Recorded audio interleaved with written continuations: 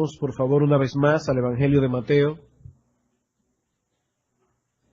capítulo 5, y vamos a leer la sección completa, versículo 17 al 20. Evangelio de Mateo, capítulo 5, versículos 17 al 20. No penséis que he venido para abrogar la ley o los profetas. No he venido para abrogar, sino para cumplir. Porque de cierto os digo que hasta que pasen el cielo y la tierra, ni una jota ni una tilde pasará de la ley hasta que todo se haya cumplido. De manera que cualquiera que quebrante uno de estos mandamientos muy pequeños, y así enseñe a los hombres, muy pequeño será llamado en el reino de los cielos. Mas cualquiera que los haga y los enseñe, éste será llamado grande en el reino de los cielos. Porque os digo que si vuestra justicia no fuere mayor que la de los escribas y fariseos, no entraréis en el reino de los cielos. Esta sección del Sermón del Monte trata con un tema que es vital para la comprensión del Evangelio y de la vida cristiana práctica, y el tema es la relación de Cristo y de los cristianos con la ley del Antiguo Testamento. Hasta ahora, como ustedes han visto, hemos podido estudiar los versículos 17 y 18, y en la mañana de hoy nos vamos a disponer a considerar el versículo 19. Pero es necesario, hermanos, que hagamos hoy un breve recuento de lo que hemos visto hasta ahora, porque pienso que es la única manera en que podremos entender el contenido de este texto y sus implicaciones. Recuerden que esta sección del sermón es la respuesta de Cristo a algunas inquietudes que él sabía estaban surgiendo en la mente de su auditorio. Noten que el versículo 17 comienza diciendo, no penséis. El Señor sabía que ese pensamiento estaba en la mente de esta gente que lo estaba escuchando. No penséis que he venido para abrogar la ley o los profetas. Como hemos visto antes, la palabra abrogar significa anular, invalidar, descartar, desechar. Y la expresión la ley y los profetas era la que se usaba comúnmente para señalar todo el Antiguo Testamento. ¿Qué es entonces lo que el Señor está diciendo aquí? No cometáis el error de pensar que he venido para echar a un lado el contenido del Antiguo Testamento. Yo he venido más bien a cumplirlo. Yo he venido más bien a llenar la medida de todo aquello que fue escrito por Moisés en la ley y por los profetas. El Señor vino a completar y a consumar todo lo que fue escrito en las escrituras antiguo testamentarias. Como bien señala John Murray, todo el proceso de revelación depositado en el Antiguo Testamento encuentra en Cristo su cumplimiento, su realización, su confirmación y su validación. Cuando el Señor afirma que Él no vino a abrogar la ley, se está refiriendo a todo el contenido de la ley mosaica y no únicamente a los 10 mandamientos, no únicamente a la ley moral. Cristo no vino a anular ninguna ley, ni la ley civil, ni la ley ceremonial, ni la ley moral. Toda la ley ceremonial con sus ritos y ceremonias apuntaban hacia Cristo y encuentran en Él su máximo cumplimiento. Ahora, los creyentes no deben guardar la ley ceremonial, pero hermanos, es un error decir que Cristo vino a abrogar esa ley. Él vino más bien a cumplirla. Y yo debo admitir que aún yo mismo en ocasiones, hablando en una forma no muy exacta, me he expresado incorrectamente en ese sentido.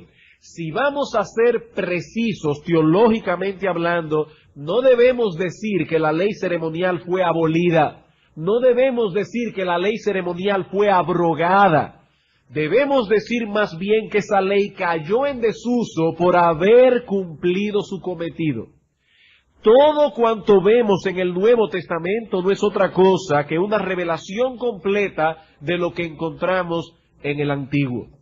El Señor hubiese abrogado esa ley si hubiese dicho algo como eso a sus discípulos. Olvídense ya de todos esos sacrificios. Olvídense de todas las fiestas solemnes, de todos esos ritos de purificación. Yo he venido con una enseñanza totalmente nueva, con algo que nada tiene que ver con esas ceremonias primitivas y antiguas. ¿Pero fue eso lo que dijo el Señor? No, sabemos que no. Cristo cumplió la ley. Durante su ministerio se preocupó por establecer su relación perfecta con el Antiguo Testamento.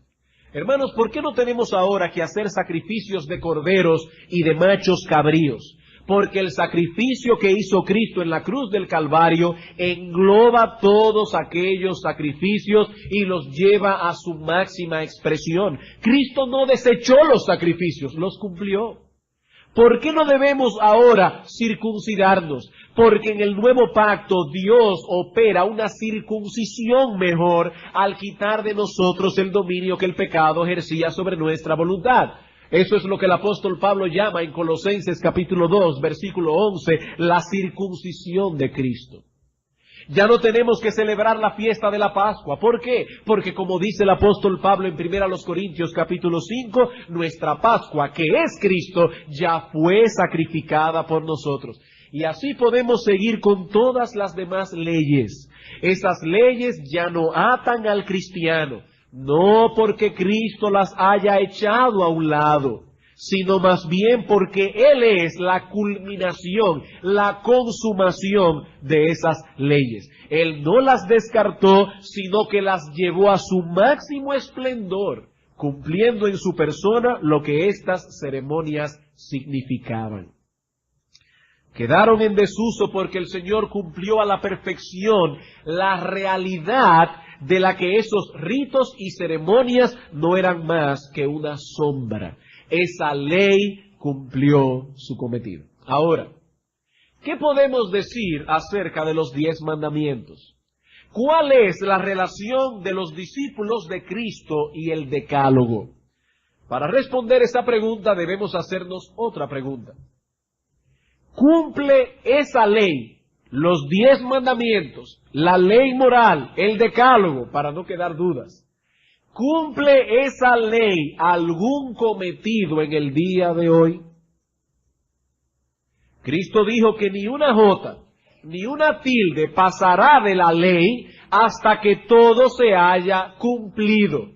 Ya sabemos que la ley ceremonial se cumplió en él. Pero ¿qué podemos decir acerca de la ley moral? ¿Tiene alguna función en el día de hoy? La respuesta del Nuevo Testamento es inconfundible. Por supuesto que sí. Por supuesto que sí. Por un lado, la ley moral sigue siendo el vehículo a través del cual Dios trae a los pecadores a Cristo. Por eso el apóstol Pablo llama a esa ley moral en el libro de Gálatas un ayo. La ley es un ayo que nos lleva a Cristo. No nos salva, pero nos guía a la salvación. Vamos a suponer que usted quiere ir a la ciudad de Santiago. Usted toma la carretera principal que hay aquí y usted va a ver letreros que le van a decir Santiago, tantos kilómetros. Ahora bien, ¿puede ese letrero llevarlo a Santiago? No, si usted se sube en el letrero se va a quedar allí asándose bajo el sol. Ahora, ese letrero le dice hacia dónde queda el camino para Santiago. Bueno, de igual manera, la ley no lleva al cielo a nadie. La ley no puede salvar a nadie por causa de nuestra corrupción. Nadie se va a salvar guardando los 10 mandamientos. Pero dice Pablo, la ley es un ayo, la ley es un guía que nos lleva a Cristo. Y Cristo nos lleva al cielo. ¿Qué es lo primero que hace Dios para hacer que un pecador se arrepienta? Bueno, lo primero que hace Dios es mostrar a ese pecador que es pecador. Dice el Señor, yo enviaré mi Espíritu Santo, el cual convencerá al mundo de pecado, de justicia y de juicio. Hasta que un pecador no se cree pecador, no va a Cristo buscando salvación. Pero es precisamente la ley moral, los 10 mandamientos, el instrumento que usa Dios para hacernos ver nuestro pecado. ¿Cómo podemos saber nosotros qué es pecado y qué no lo es? Bueno, en 1 de Juan, capítulo 3, versículo 4, se define el pecado como infracción de la ley moral. ¿Qué es el pecado en el Nuevo Testamento? Infracción de la ley moral. Si quitamos de en medio los 10 mandamientos, nos quedamos sin parámetro para definir lo que es pecado y lo que no lo es. Por otra parte, la ley moral sigue siendo la norma de justicia que debe regir a los cristianos. Como hemos visto ya en 2 sermones anteriores, Una de las cláusulas del nuevo pacto incluye el hecho de que esa ley moral sería escrita en nuestro corazón. Así que antes que suavizar las normas de santidad contenidas en el Antiguo Testamento, Cristo más bien las refuerza. ¿Cómo refuerza Cristo la ley? De dos maneras. En primer lugar, dándonos una mayor comprensión del alcance de esa ley.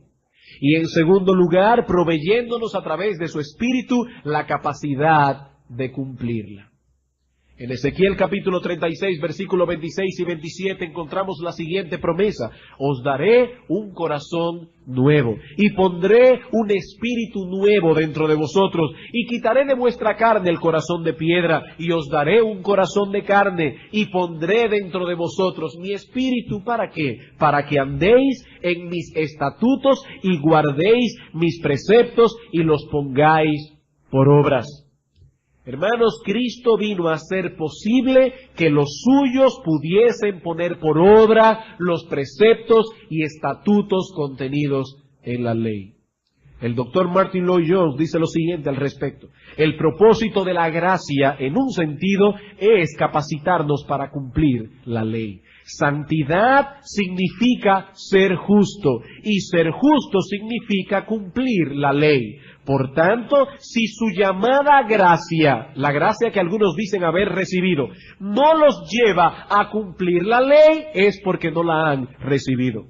¿Qué es la gracia?, pregunta Lloyd-Jones. Es ese don maravilloso de Dios que, habiendo liberado al hombre de la maldición de la ley, lo capacita para cumplirla. Gracia es lo que me lleva a amar a Dios. Y si amo a Dios, deseo cumplir sus mandamientos. Y aquí el doctor Lloyd-Jones cita el conocidísimo texto de Juan 14:21. El que me ama, el que tiene mis mandamientos y los guarda, ese es el que me ama. Cristo no vino entonces a establecer una nueva norma de moral, de santidad, o a rebajar la que Dios había dado en el Decálogo. Hermanos, perdónenme que insista en esto, que sea tan reiterativo. Cristo no vino a darnos otra norma de santidad. Cristo no vino a rebajar las normas de los 10 mandamientos. Eso era imposible. ¿Por qué? Porque la ley es un todo compacto. Y Cristo dice aquí que no se podía cambiar ni anular de ella ni una jota ni una tilde hasta que todo se cumpliera. Él no vino a abrogar la ley, Él vino a cumplirla. La salvación no es por medio de la ley, la salvación es por creer en Cristo. Pero una vez creemos en Cristo, somos movidos a amar la ley y somos capacitados para obedecerla. Por tanto, y aquí estamos llegando ahora al tema de hoy. En el reino de Cristo, el criterio que se ha de usar para evaluar la grandeza de los suyos no es otra cosa que las normas de santidad contenidas en la ley. En vista de todo esto que hemos visto ahora, en el reino de Cristo, el criterio que se ha de usar para evaluar la grandeza de los suyos no es otra que las normas de santidad contenidas en la ley. ¿Qué dice el Señor en el versículo 19, que es el que vamos a estudiar hoy? De manera, consecuentemente, por todo lo que he dicho, cualquiera que quebrante uno de estos mandamientos muy pequeños y así enseñe a los hombres, muy pequeño será llamado en el reino de los cielos. Y cualquiera que los haga y los enseñe será llamado grande en el reino de los cielos. Dos principios podemos extraer de este texto.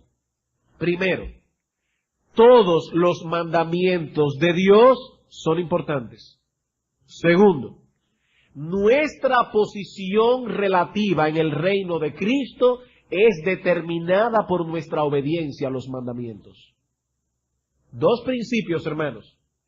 Todos los mandamientos son importantes.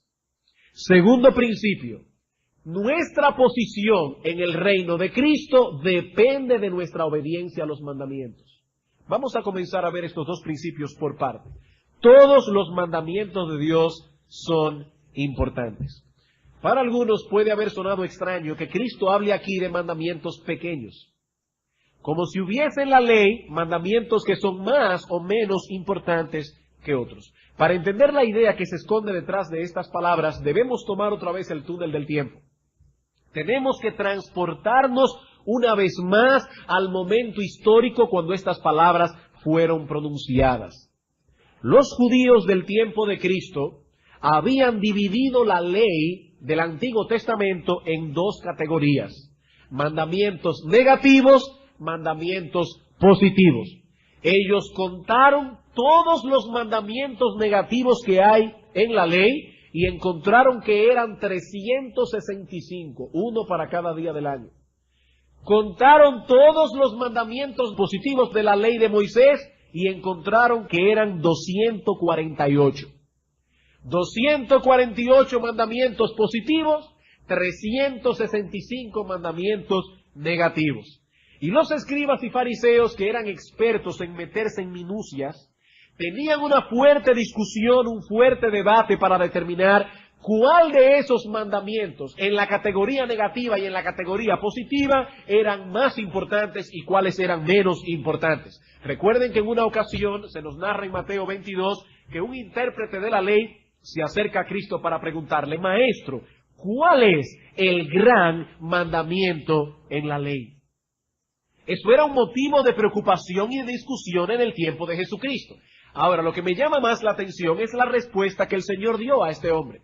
Cristo no le dijo a este hombre: no debéis preocuparos acerca de este asunto, todos los mandamientos son iguales en importancia. No. Cristo respondió su pregunta: amarás al Señor tu Dios con todo tu corazón, con toda tu alma, con toda tu mente. Este es el primero y grande mandamiento. Y el segundo es semejante: amarás a tu prójimo como a ti mismo. He ahí, de acuerdo al criterio de Cristo, los dos mandamientos más importantes de la ley divina. Y dentro de esos dos mandamientos, el Señor reconoce que uno es superior al otro. Uno va primero, el otro después. Lo mismo vemos en Mateo capítulo 23, versículo 23. En los ayes que Cristo pronuncia sobre los escribas y fariseos. Mateo capítulo 23, versículo 23. ¡Ay de vosotros, escribas y fariseos hipócritas, porque diezmáis la menta y el eneldo y el comino, y dejáis lo más importante de la ley, la justicia, la misericordia y la fe! Pero ahora noten que dice, esto, es decir, diezmar, era necesario hacer, pero sin dejar de hacer aquello. Cristo dice, esto es más importante. Era importante diezmar, pero era más importante actuar con justicia, con misericordia y con fe. En Juan, no lo busquen, capítulo 7, versículo 37, el apóstol se refiere al último día de la fiesta de los tabernáculos como el último y gran día de la fiesta. Él está señalando que todos los días de la fiesta eran importantes, porque estaban en la ley ceremonial, pero el último día era más importante. Era el último y gran día de la ley. Ahora bien, el punto que el Señor quiere recalcar en Mateo 5:19 es que no existe un solo mandamiento divino que podamos considerar irrelevante u opcional. Algunos mandamientos son más importantes que otros, pero solo relativamente. En comparación con otros, algunos son más importantes, pero todo mandamiento es relevante. Y en el reino de Cristo se espera de sus discípulos que habrán de esforzarse por cumplirlos todos, aun aquellos que comparativamente son de menor importancia que otros. ¿Qué dice el Señor? De manera que cualquiera que quebrante uno de estos mandamientos muy pequeños y así enseñe a los hombres, muy pequeño será llamado en el reino de los cielos. En otras palabras, se espera de los discípulos de Cristo un espíritu de obediencia universal. Pastor, ¿y eso qué significa? Que debemos tener la disposición de guardar todos los mandamientos del Señor que conocemos. Todos. Los mandamientos no son selectivos. No se nos ha dado el permiso para coger y dejar. Todos son importantes. Todos son relevantes, aunque algunos sean más importantes que otros. Esta semana, ese texto me llamó realmente mucho la atención. Y esta semana me puse a pensar, ¿por qué razón todos los mandamientos son importantes? Parece obvio, pero sería bueno dar una respuesta. Y pensando en esto, encontré al menos 4 razones. ¿Por qué los discípulos de Cristo deben guardar todos los mandamientos? En primer lugar, porque todos los mandamientos descansan en la autoridad soberana de Dios. Porque todos los mandamientos descansan en la autoridad soberana de Dios. Lo que da peso a cada mandamiento no son las repercusiones que su transgresión pueda traer, sino más bien el hecho de que fue la boca de Dios la que ordenó tal cosa. Para muchas personas un mandamiento es importante si su transgresión puede acarrear consecuencias terribles en la vida del transgresor o en la vida de otros. Por eso es que nosotros condenamos el homicidio con todas nuestras fuerzas. Y aún estamos dispuestos a aceptar que se aplique la pena capital, la pena de muerte a los homicidas. Pero cuando leemos en el Antiguo Testamento que Dios quitó la vida de Uza por haberse atrevido a tocar el arca de Dios que se tambaleaba encima de los bueyes, solo porque Uza no era levita, y Dios le quitó la vida, eso nos causa inquietud y perplejidad. Y nos preguntamos, ¿pero fue ese pecado tan grave como para quitarle la vida? Bueno, hermanos, según el criterio de Dios, sí lo era, sí lo era. ¿Saben que una de las grandes misericordias que encontramos en la ley civil del Antiguo Testamento que regía al pueblo de Israel es que solo a algunos pecados se le aplicaba la pena capital? Eso es una misericordia porque dice la Biblia que la paga del pecado es muerte. Todos los pecados merecen la pena capital, pero Dios es tan misericordioso que solo aplicó la pena capital en algunos casos. Cada pecado es una afrenta a la autoridad del Dios que pronunció la ley.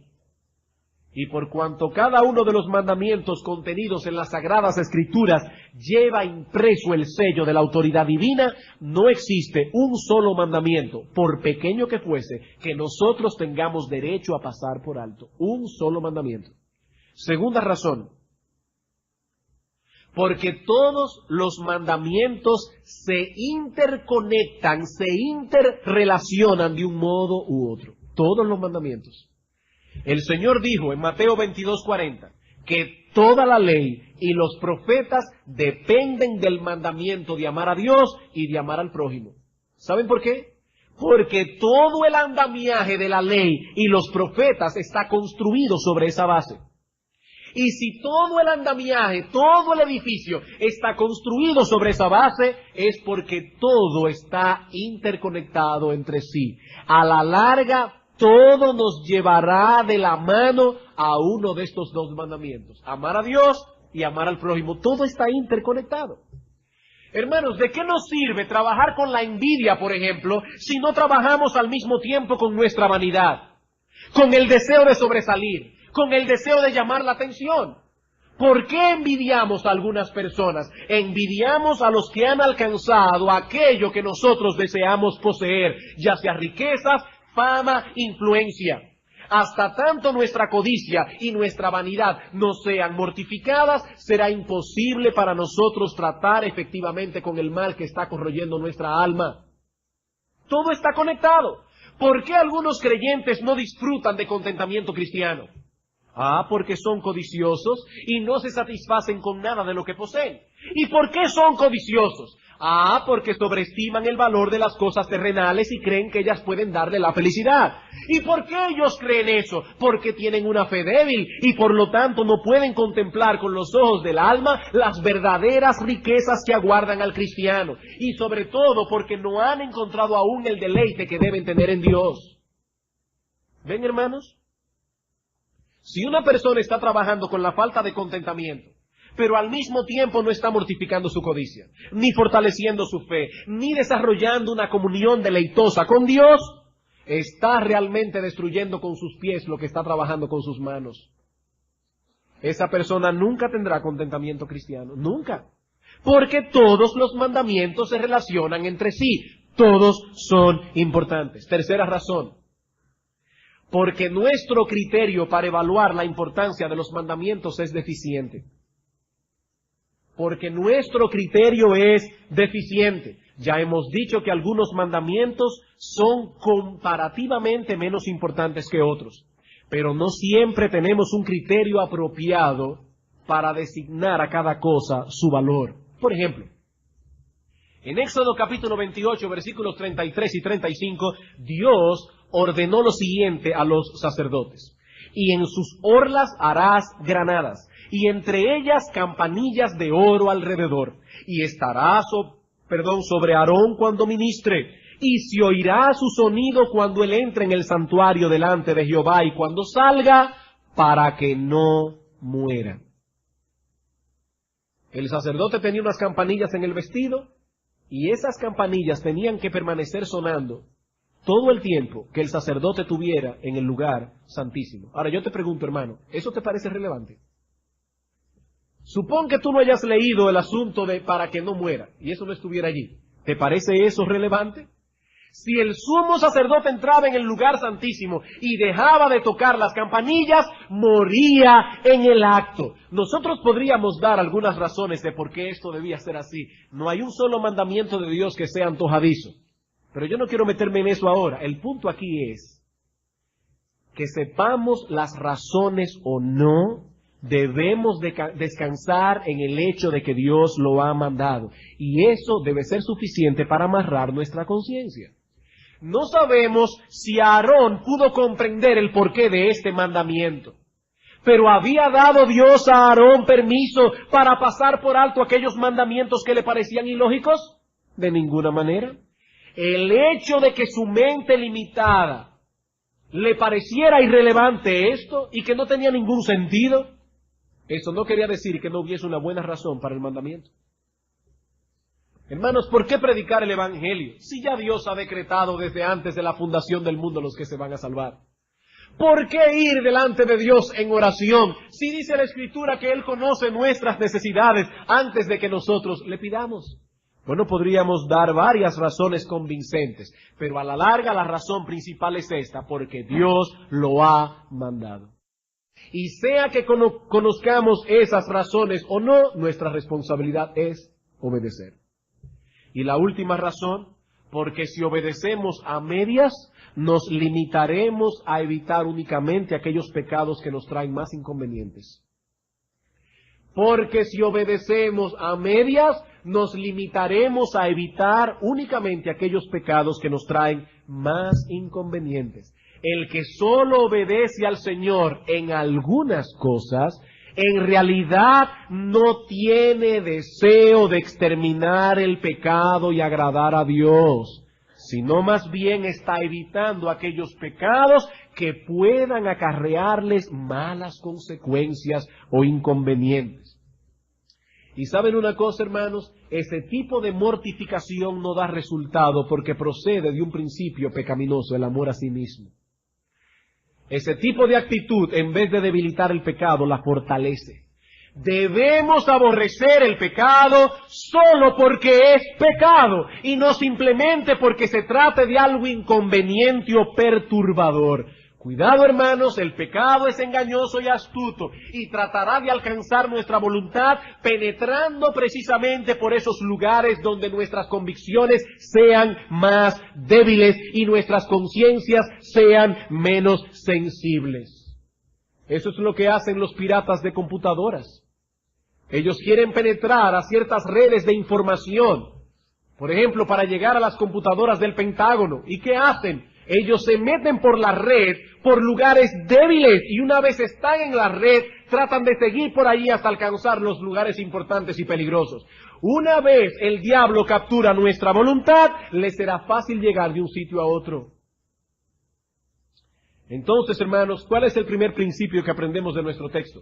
Todos los mandamientos son importantes. ¿Por qué? Porque todos descansan en la autoridad soberana de Dios, porque todos se interconectan unos con otros, porque nuestro criterio para evaluar los mandamientos es deficiente, porque si obedecemos a medias, nos limitaremos a evitar solo ciertos pecados.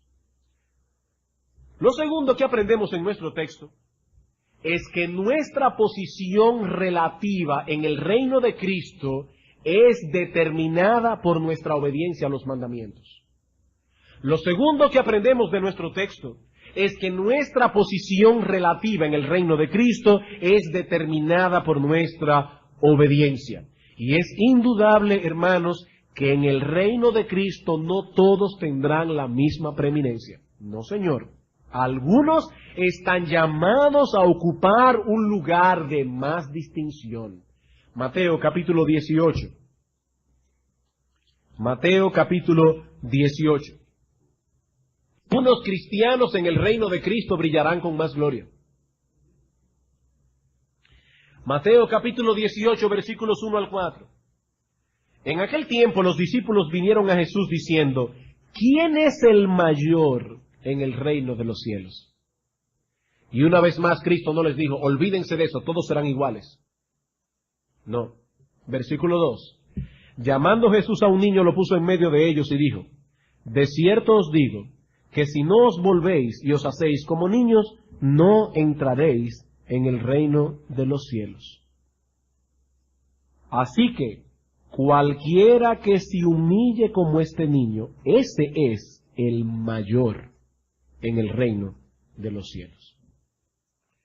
Este pasaje revela que los discípulos de Cristo tenían fe en que el Señor era el Mesías Rey prometido en el Antiguo Testamento, y que algún día, tal vez no muy lejano, sería reconocido como tal públicamente. El Señor implantaría su reino. Pero eso levantaba en ellos una inquietud que, por cierto, era pecaminosa. Cuando todas esas cosas sucedan y el reino de Cristo se manifieste con gloria, ¿cuál de nosotros alcanzará una posición de más preeminencia? ¿Cuál será más distinguido por encima de los demás? El Señor toma a un niño, lo pone en medio del grupo y dice, si no os volvéis y os hacéis como niños, no entraréis en el reino de los cielos. En otras palabras, vosotros habláis como quien tiene seguridad absoluta de que será parte del reino. Y no olviden, hermanos, que había uno allí que no era parte y que se quedó fuera por su codicia y su ambición. Y Cristo dice, ustedes hablan como si tuvieran todos una seguridad enorme de que van a estar en el reino. Pero ahora yo os digo que si mantenéis esa actitud ambiciosa, en vez de humillarse como si fueran un niño, están revelando que ni siquiera pertenecen al reino. Si no os hacéis como niños, no es que no seréis mayores ni menores, ni siquiera entraréis. No entraréis en el reino de los cielos. No olviden que la puerta de entrada al reino es estrecha y que nadie cabe por ella con el orgullo inflado. Bienaventurados los pobres en espíritu, porque de ellos es el reino de los cielos. Ahora bien, si esa es la puerta de entrada, la humillación, la posición en el reino depende también de cuán profunda sea nuestra humillación. Versículo 4. Así que cualquiera que se humille como este niño, ese es el mayor en el reino de los cielos. El Señor confirma aquí que en su reino algunos tendrán más preeminencia que otros. Pero en ese reino los parámetros de promoción son muy diferentes a los nuestros. ¿Qué dice el Señor en Mateo 5:19? Que el criterio por el que serán evaluados sus discípulos es el de la obediencia a los mandamientos. Cualquiera que quebrante uno de estos mandamientos muy pequeños y así enseñe a los hombres, muy pequeño será llamado en el reino de los cielos, mas cualquiera que los haga y los enseñe, éste será llamado grande en el reino de los cielos. En otras palabras, nuestra reputación delante de Dios depende directamente de nuestro empeño en obedecer sus mandamientos, aun aquellos que son relativamente menos importantes que otros. Solo Dios tiene la prerrogativa de asignar en su reino quienes han de ocupar los lugares de honor. Solo Dios. ¿Recuerdan ustedes cuando la madre de los hijos de Zebedeo se acercó al Señor, usando los lazos familiares que la unían con Cristo, y le pidió: Señor, yo quiero que en tu reino uno de mis hijos se siente a tu derecha, el otro se siente a tu izquierda? En otras palabras, que Juan y Santiago ocupen las posiciones de honor. ¿Qué les dijo Cristo en Mateo 20:23? El sentaros a mi derecha y a mi izquierda no es mío darlo, sino a aquellos para quienes está preparado por mi Padre. Solo Dios tiene potestad para determinar quiénes han de ocupar esos lugares de honor. Los hombres usan muchos criterios distintos a la hora de conferir honores. El criterio divino es la obediencia. Aquellos que se empeñaron en obedecer sus mandamientos, hasta en sus puntos pequeños, y de ese modo estimularon a otros a la obediencia, esos serán llamados grandes en el reino de los cielos. Esos ocuparán los lugares de honor. Pastor, ¿y en qué consiste ese honor?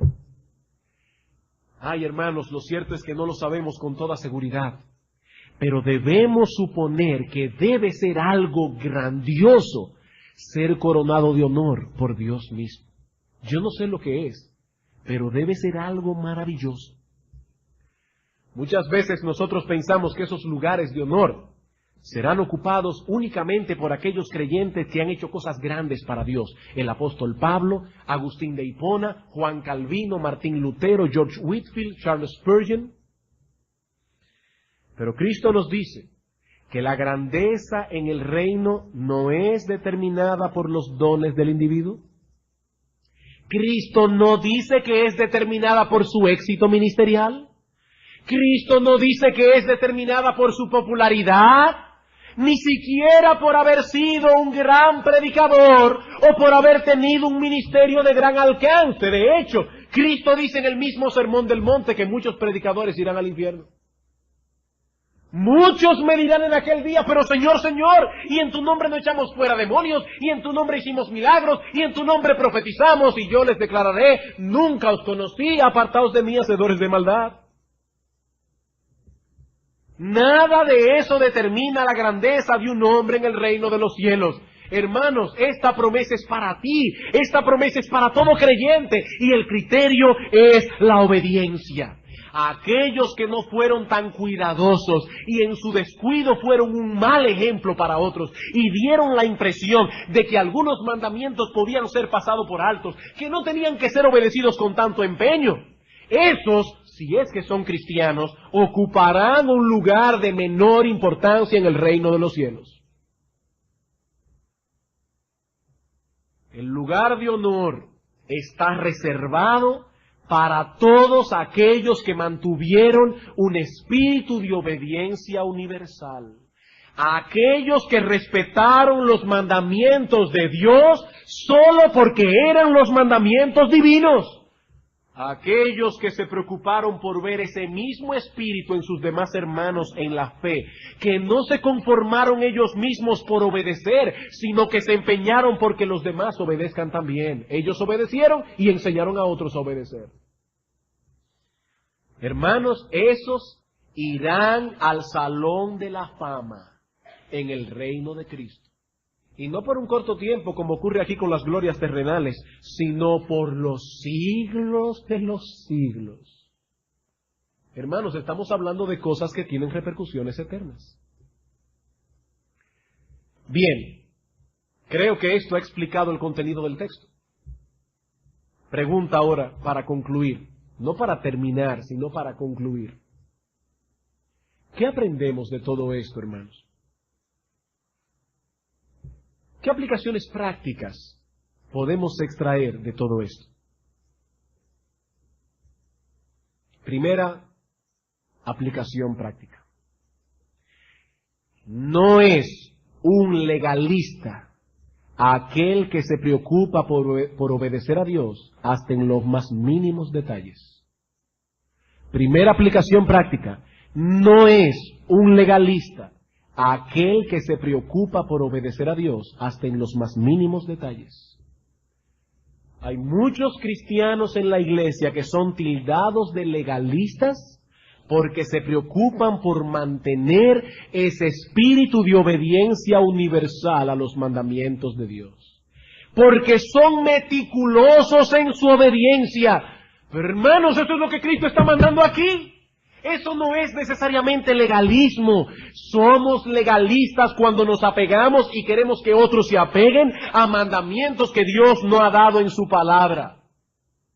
Pero si nos esforzamos por obedecer a Dios en todas las cosas, aun en aquellas que parecen irrelevantes a los ojos de los hombres, eso no es legalismo. Cristo promete a esos creyentes que serán honrados en el reino de los cielos. Son esas hermanas que cuando van a las tiendas a comprar no consultan sus deseos, no consultan la revista Vogue, no consultan los depravados impulsos de su corazón, y más bien chequean 1 Timoteo capítulo 2. Las cristianas deben vestirse con pudor y modestia. Y se miden la ropa muchas veces para ver si algo se le ve, para ver si algo se les marca. Y hermanas que se ufanan de tener libertad en Cristo, dice, pero tú sí eres meticulosa, tú sí eres legalista. No, hermanos, eso no es legalismo. Cristo dice, serán grandes en el reino de los cielos. Porque eso está aquí en la palabra de Dios. Esos principios están en la palabra de Dios. ¿Qué dice Cristo en Lucas 16:10? El que es fiel en lo muy poco, en lo más también es fiel. Estos creyentes son fieles en lo muy poco, en lo que tú llamas minucias. No, no son minucias, la boca de Dios ha hablado. La boca de Dios ha hablado, eso no es una minucia, eso es algo grande, eso debe amarrar nuestra conciencia. No confundamos entonces lo que es un legalista y lo que es un hombre grande para Dios. Estamos confundiendo las dos cosas. Segunda aplicación práctica. Los cristianos deben esforzarse porque los demás avancen en su vida de obediencia. Los cristianos deben esforzarse. Hermanos, esto no es únicamente un asunto de preocupación privada. Cristo dice en Mateo 5:19 que sus discípulos deben obedecer los mandamientos y procurar que los demás también lo obedezcan.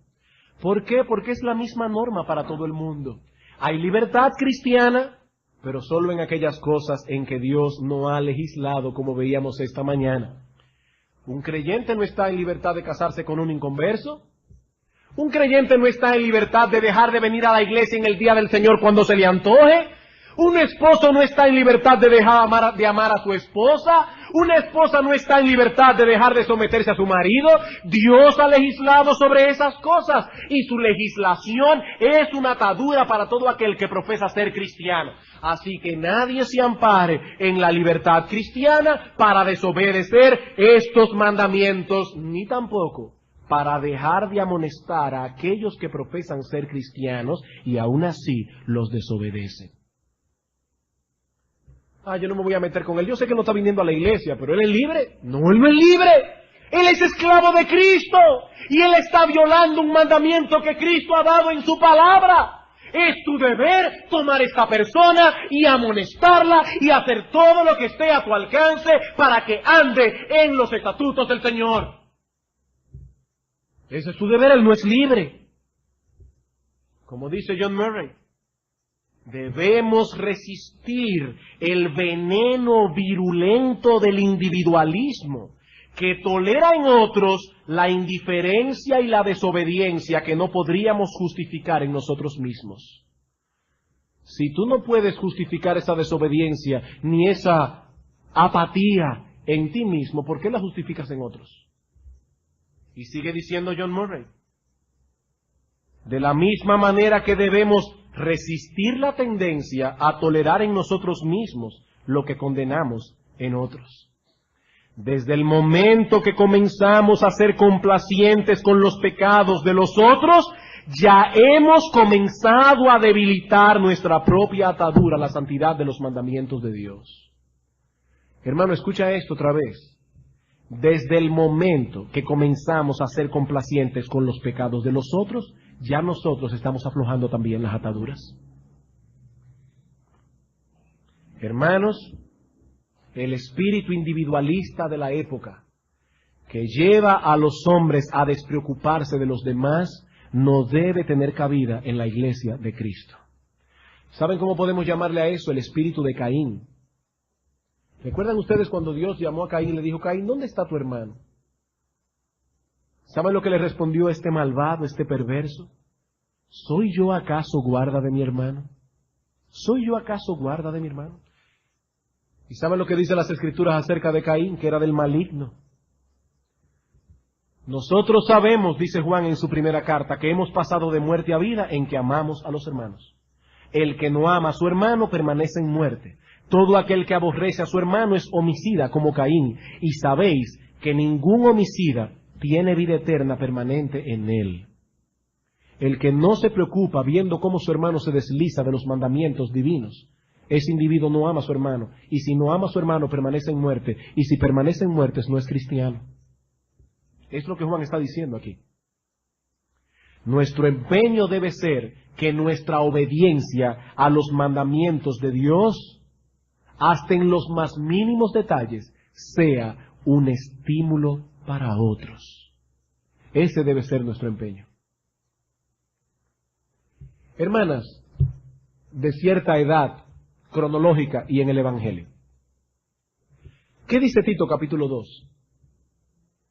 A las ancianas, que sean reverentes en su porte, no calumniadoras, no esclavas del vino, maestras del bien, que enseñen a las más jóvenes a amar a sus maridos y a sus hijos.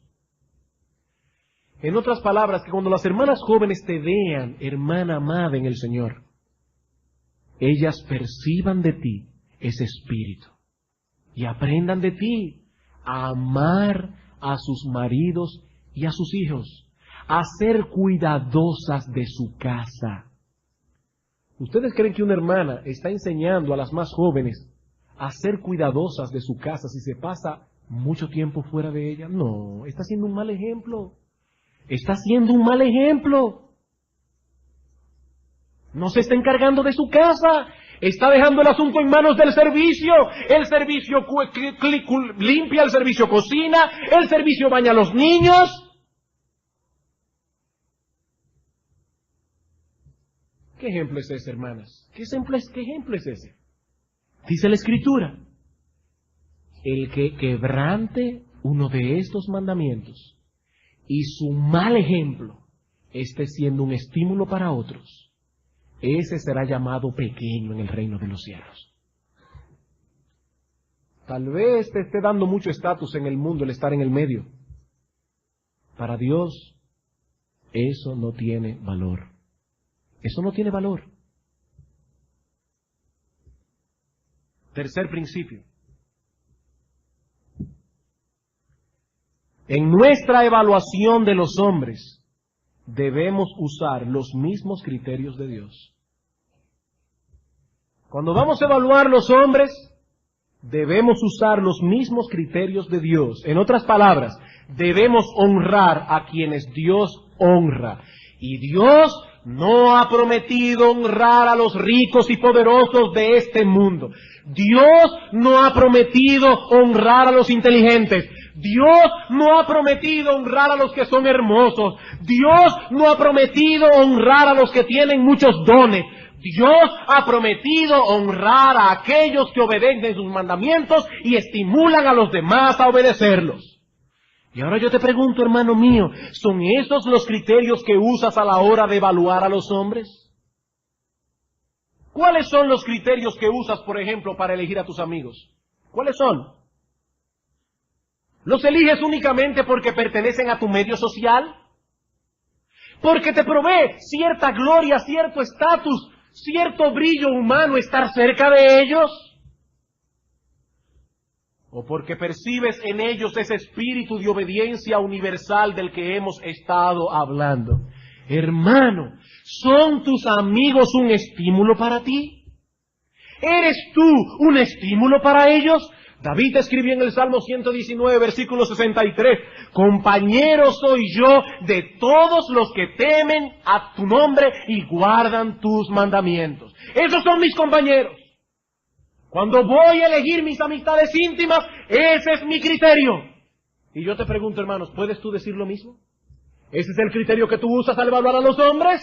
¿Son tus amigos un estímulo a la obediencia para ti? ¿Están ellos echando leña a tu fuego de amor por el Señor? ¿Están ellos estimulando tu celo por Cristo? ¿Pueden ellos decir, Señor, gracias por mi amigo, por ti? ¿Crees tú que tus amigos dan gracias a Dios por ti, por el estímulo tan grande que tú eres para ellos? Hermanos, esos serán llamados grandes en el reino de los cielos. Y si Dios les llama grandes, nosotros tenemos que llamarle grandes también. Y finalmente, hermanos, aprendemos de este texto a apreciar en toda su belleza la gracia de Dios en Cristo.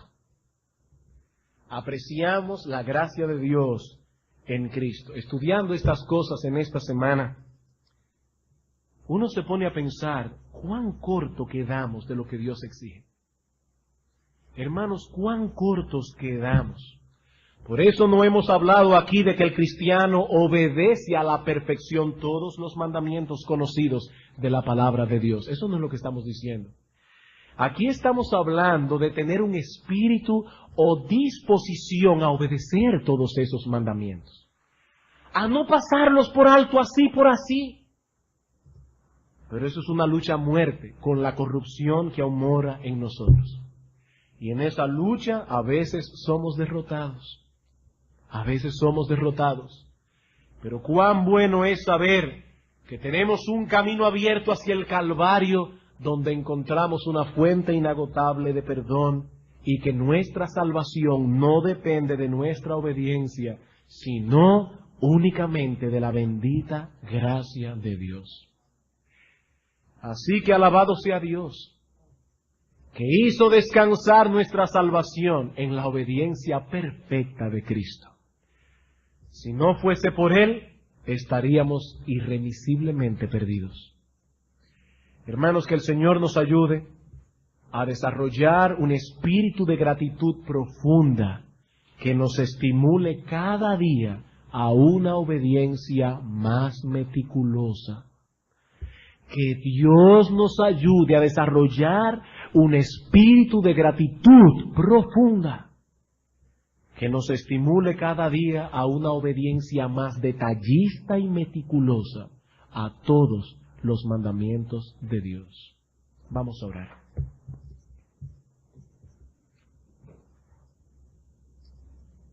Oh Padre nuestro que estás en los cielos,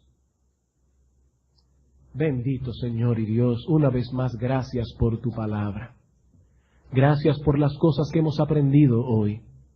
Sobre todo, Señor, alabado seas por la gracia que nos has dado en Cristo Jesús. Oh Señor, qué bueno que Él obedeció la ley en nuestro lugar, a la perfección, y que nuestra salvación no depende de nuestra obediencia.